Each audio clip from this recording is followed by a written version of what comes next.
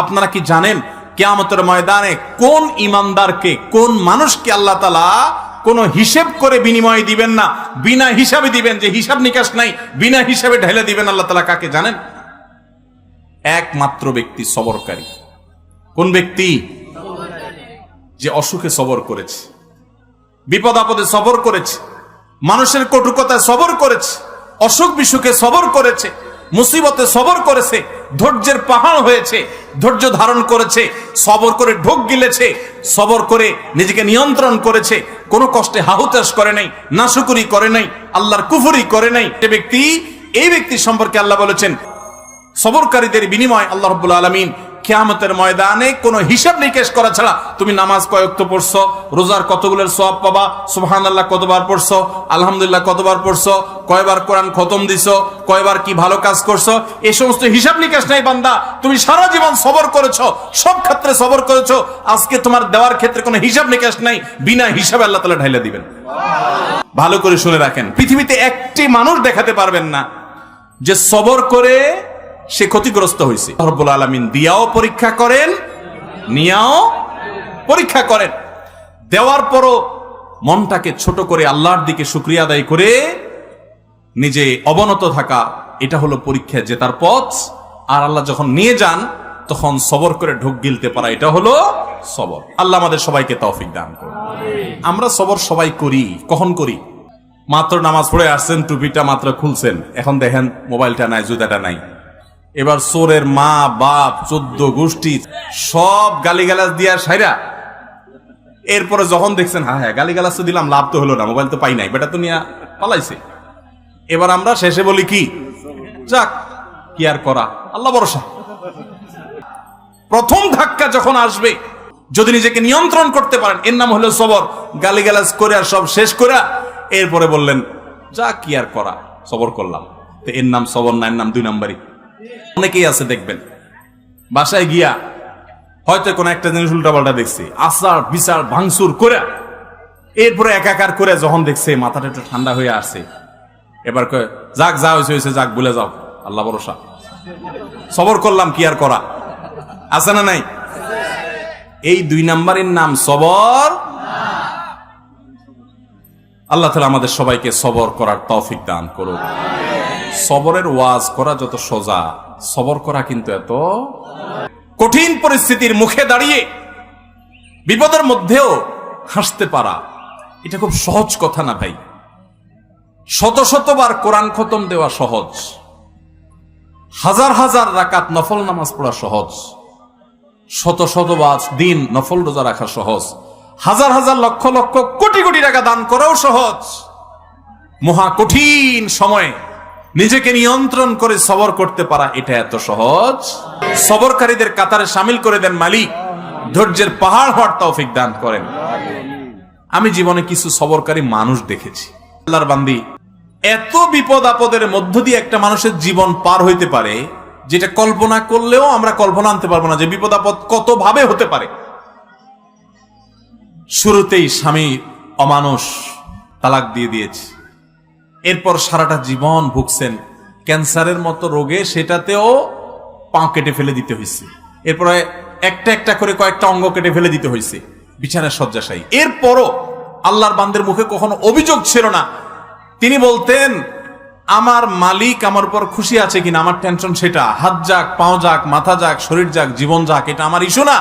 যত কষ্ট হয় আপনারা আমার জন্য দোয়া করবেন, আমি যেন সবরটা করতে পারি। হতে পারা তো কঠিন কাজ। আল্লাহর কত প্রিয় বান্দি হলে আল্লাহ তাকে এতটুকু তৌফিক দিয়েছেন। কোরআনে কারিমে আল্লাহ রাব্বুল আলামিন আল্লাহর কাছে সবর চাওয়ার শিক্ষা পর্যন্ত আমাদেরকে দিয়েছেন। আল্লাহ আমাদের সবাইকে সেরকম সবর করার তৌফিক দান করুন। কোন মুখে আল্লাহর কাছে জান্নাত দাবি করব বলেন? নবীদেরকে জীবন্ত করাত দিয়ে টুকরা করে ফেলা হয়েছে, আগুনে নিক্ষেপ করে ফেলে দেওয়া হয়েছে, একটার পর একটা ভয়াবহ পরীক্ষা নেওয়া হয়েছে। আল্লাহর নবী হওয়ার পর, আল্লাহর রাসূল হওয়ার পর তিলে তিলে তিলে তিলে আল্লাহ তাআলা তাদের পরীক্ষা নিয়েছেন, কষ্ট দিয়েছেন। শুধু তাদের নয়, নবী সাল্লাল্লাহু আলাইহি ওয়াসাল্লাম বলেছেন, আল্লাহ যখন কোন জাতিকে, কোন সম্প্রদায়কে, কিছু মানুষকে যখন আল্লাহ বড় বেশি ভালোবাসেন, তখন আল্লাহ তাদের পরীক্ষা করেন, তাদের বিপদ দেন, মুসিবত দেন, একটার পর একটা, একটার পর একটা। মুসিবত দিতে থাকেন, আল্লাহ পরীক্ষা করেন, আল্লাহ বান্দার ঈমানকে পরখ করেন।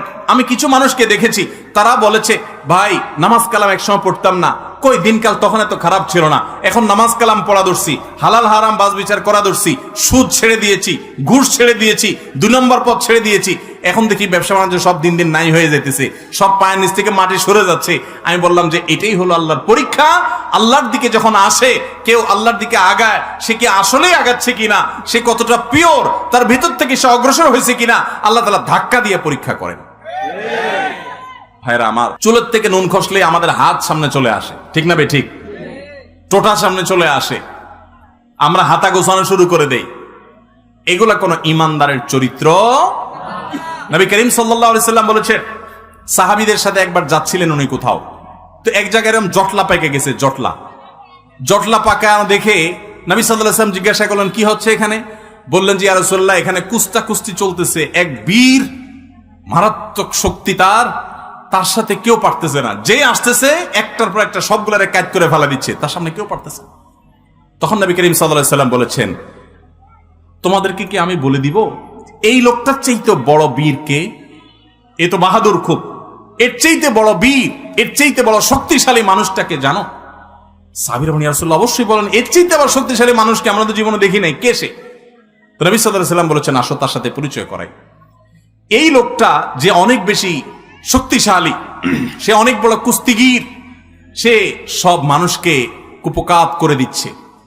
এর চাইতেও বেশি শক্তিশালী, এর চাইতেও বড় বীর, বড় বাহাদুর হলো সে, যার মাথা যখন চরম রাগান্বিত হয়, মাথা যখন রক্ত যখন লাল হয়ে গরম হয়ে যায়, মাথা যখন তার হট হয়ে যায়, এই গরম হওয়ার পর, রাগ উঠার পর, চরম রাগের মধ্যেও যে নিজেকে ধরে রাখতে পারে, কন্ট্রোল করতে পারে, ডিলার মতো ছেড়ে দেয় না রাগ, যেখানে সেখানে যা তা করে পরে বেজ্জত হয় না, মুখ ছোট হয় না, নিজেকে যে নিয়ন্ত্রণ করতে পারে, এই লোকটা হলো এই কুস্তিগীর লোকদের চাইতে বড় বীর।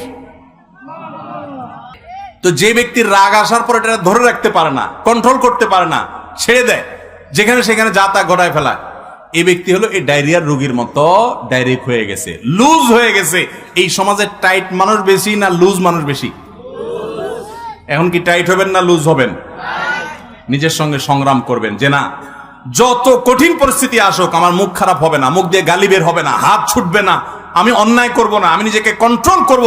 আল্লাহ আমাদের সবাইকে সেই তৌফিক দান করুন। ভাইরা আমার, এরকম হটমেজাজি মানুষগুলো সুস্থ না অসুস্থ? এই অসুস্থ মানুষগুলো আবার নিজের রাগ নিয়ে অনেক সময় বড়াই করে, দেখবে বলবে কি জানেন, আরে ভাই জানেন না, উল্টা পাল্টা দেখলে আমার মাথা ঠিক থাকে না, এরকম বলে না? বলার সময় ভাবসাব এমন যে উনি বিরাট বেটাগিরি জাহির করে ফেলছে, তাই না? যে উনি অন্যায় দেখলে ওনার মাথা ঠিক থাকে না। এই একই লোক সারাদিন আকাম করতেছে ঠান্ডা মাথা, নিজের অন্যায়ের বেলা ওনার মাথায় কোনো অসুবিধা, আরেকজনটা দেখলে শুধু মাথা কি হয়ে যায়, গরম হয়ে যায়। খবর নিয়ে দেখলে, টেস্ট করলে দেখা যাবে আমাদের বেশিরভাগই এই অবস্থা। আল্লাহ আপনি আমাদের সবাইকে সুস্থ হওয়ার তৌফিক দান করুন।